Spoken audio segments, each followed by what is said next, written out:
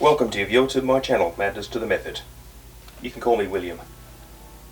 Here are some of my thoughts on the Nikon D700, and I suppose they could constitute a review of sorts, though this is not in any respect a technical deep dive. Before we begin, let's consider the concept momentarily. If we were to consider what the most prominent aspects of modern camera reviews, debates and arguments would be, then sensor size and pixel count would certainly stand head and shoulders above them. The unspoken consensus seems to be that the more megapixels any given camera has, the more resolution, the more image detail that it can produce, then the more worthy it is of our consideration. Getting to the point, that single number is very easy for us to generalize and to turn into a catch-all metric to judge the desirability and therefore the value of any digital camera.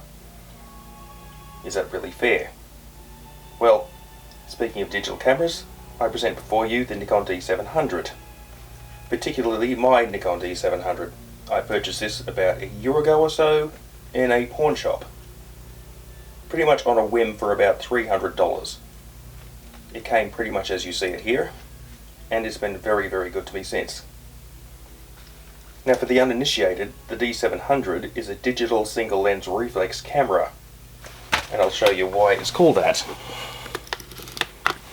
This mirror inside the camera is why it's called a reflex. Single lens reflex. Every time you take a photo, boop. The whole purpose of the mirror is to deflect light from the lens into the viewfinder so you can look through the lens. With that out of the way, it is separate and distinct from, say, a rangefinder camera, which would be this, where the viewfinder is separate from the lens and you don't look through the lens. There we go. D700 again. Now the Nikon D700 has a 12.1 megapixel full frame CMOS sensor, and it can shoot through that sensor at 5 frames a second. Let me demonstrate. Like so. And I think I just shot a nice picture of my crotch.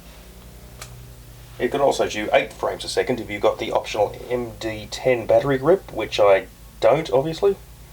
Some people like them, but I tend to think that the battery grip makes the camera a little bit too bulky and heavy. And that's very funny from someone who does street shooting with a 300mm 2.8 lens.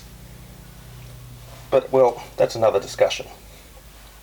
This was Nikon's first full-frame prosumer DSLR back in 2008. Yeah, it's about 13 years ago, which is a very long time in technical terms. But this is still a good camera. Now I know what some of you might be thinking who are watching this. It's an old camera. It's only got 12 megapixels. It's heavy. Can't even shoot video. Why the hell should I even bother?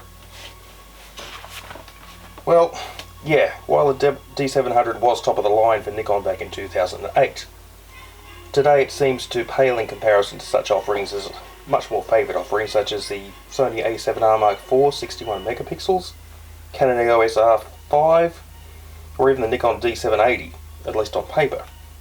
And yet, I still have an argument to make. Allow me to demonstrate.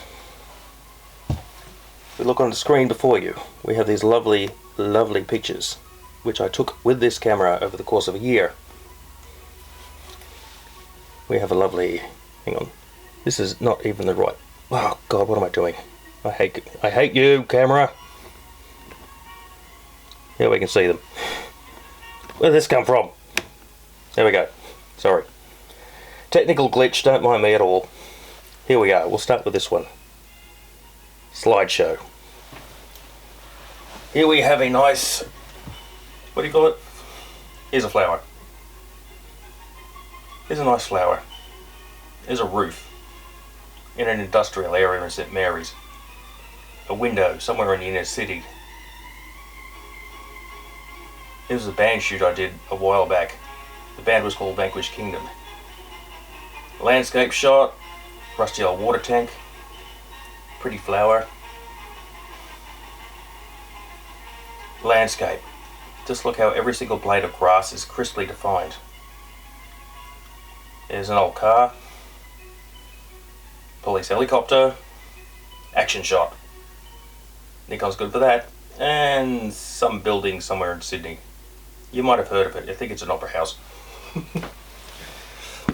Anyhow, as you can see from the images that I have shot, Nikon D700 is not lacking in any way whatsoever in image quality, outdated as it apparently is. You can see why the D700 remains perennially popular. Indeed, it seems to have achieved something of a cult status among its devotees, which I consider myself one, which is why it is known as the legend. And this camera is a legend. A fairly tall claim, I admit, but the Nikon D700, though, is well worthy of that accolade. But why, you might ask? Even after seeing those images? The superlative image quality, the low light performance, absolutely outstanding, absolutely brilliant. Put any Nikon lens in front of it and you will make pure magic. Is it the zippy autofocus, which is pretty much as fast as any camera available today?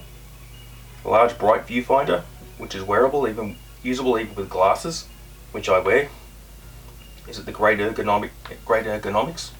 The ruggedness and functionality that has long been a hallmark of Nikon cameras? Well, yes, all of those things. And no, not necessarily as well. All these things are good and well, but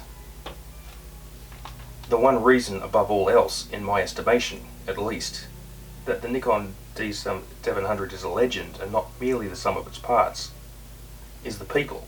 The people who use it, the people who love it. A camera, after all is said and done, is a creative tool. And like any tool, it is nothing without the hand that wields it, and the eye that peers into the viewfinder. And specifically because the Nikon D700 is not the latest and greatest, it is far more likely to be in the hands of someone who actually cares about photography as an art form, and not simply someone who's looking for a disposable status symbol.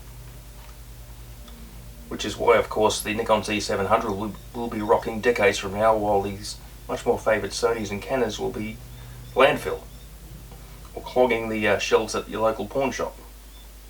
But I'm digressing once again. This is someone who wants to capture the images that speak to the soul, that tell of the human experience, that show us the world around us. Basically, to create beautiful images. In that context, raw technical specifications are a lot less relevant to those of us who call ourselves photographers, at least. To conclude, the Nikon D700 is the legend. Not only because it is such a superb picture-taking instrument, even today after 13 years, although it is that, but also because we, the community of photographers who love it and use it so, have made it so. Madness to the method, signing off. Please remember to comment, like, subscribe, and we'll leave it there.